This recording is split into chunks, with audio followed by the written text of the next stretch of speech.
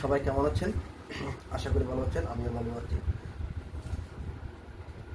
আজকে আরেকটা নতুন ভিডিও নিয়ে চলে আসলাম আপনাদের সাথে।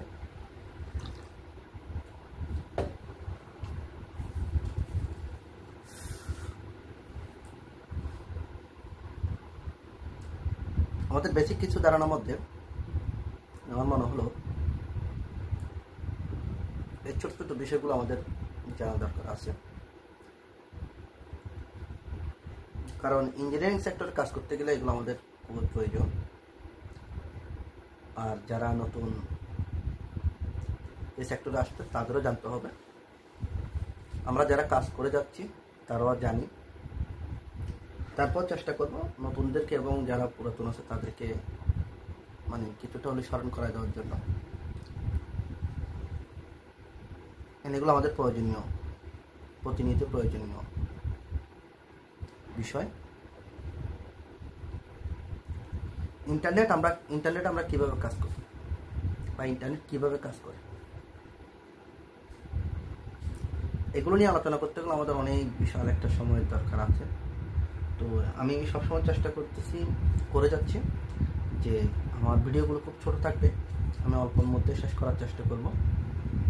5 মিনিট, সর্বোচ্চ 5 থেকে 6 মিনিট যাবে, 7 মিনিট, এর বেশি না। কারণ আমাদের টপিকসগুলো ছোট করে নিয়ে আসছি, আমি আমার মতো করে উপস্থাপনা করার চেষ্টা করতেছি। তো আমরা ইন্টারনেটে আমাদের কি আদান প্রদানটা হয় শুধু ডাটা, যেটাকে আমরা ডাটা কমিউনিকেশন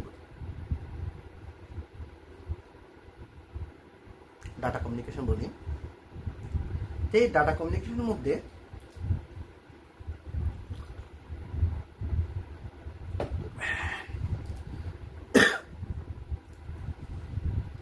ছয়টা থেকে 7টা ভাগে ওরা ডাটাগুলো যায়। মেসেজ মানে বার্তা, মেসেজটা হচ্ছে বার্তা। তারপরে বার্তাটা যখন দিচ্ছি অবশ্যই কেউ না কেউ তো অবশ্যই পাবে,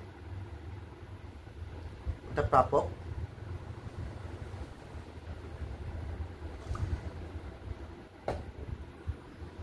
সেন্ডার, মেসেজ থাকবে, সেন্ডার থাকবে, রিসিভার থাকবে, মিডিয়া থাকবে, ট্রান্সমিশন মিডিয়া থাকবে, ফিডব্যাক থাকবে, তারপর প্রোটোকল থাকবে।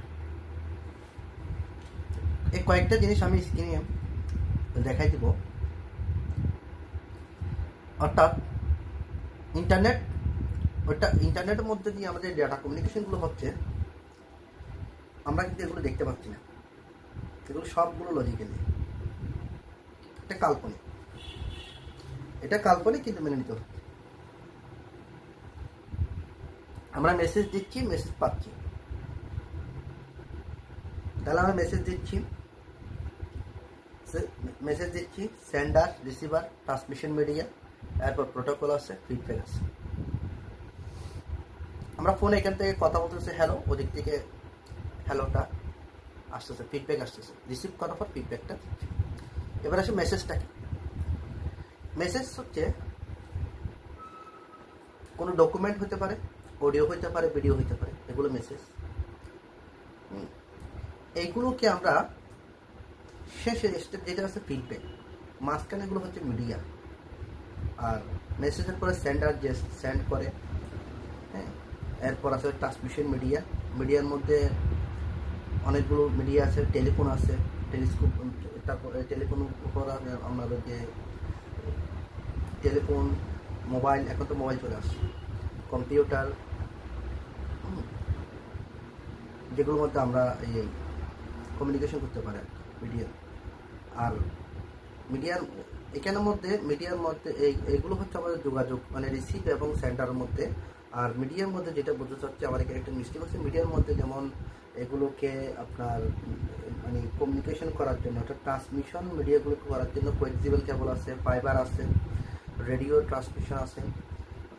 এই ধরনের ডিভাইসগুলোকে ট্রান্সমিশন মিডিয়া বলা হয়।